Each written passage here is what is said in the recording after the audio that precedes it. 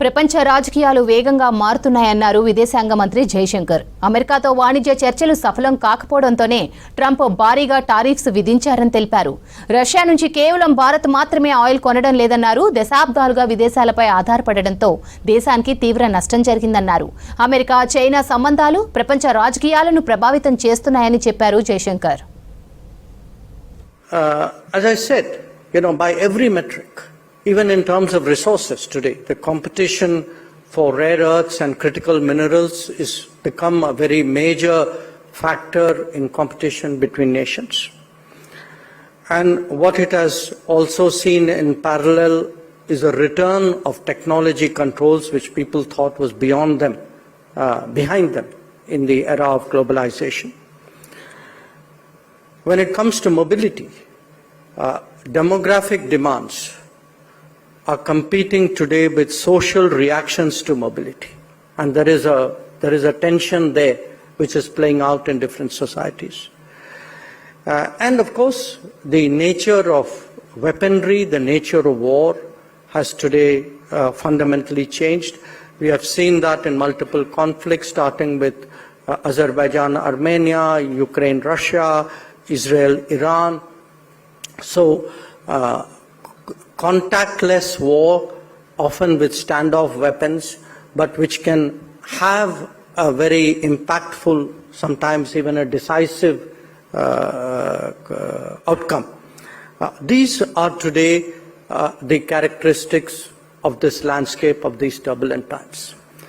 And of course, the sentiment which characterizes these turbulent times is a growth in the opposition to globalization in many parts of the world. So the intensity of these multiple happenings actually converging on the global economy at the same time, this is today actually setting into motion.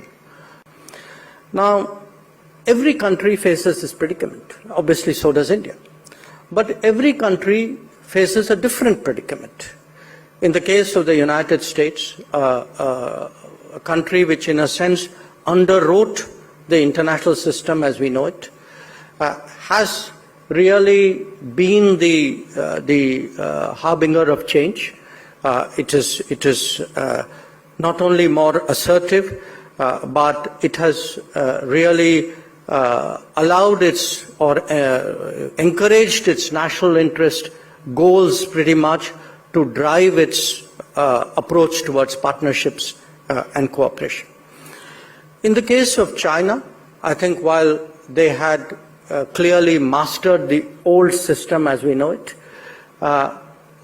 in the case of Europe, what was a sweet spot in terms of US, Russia, China, US particularly security, Russia energy, China trade, has actually got turned around, and every one of those aspects today has become a challenge.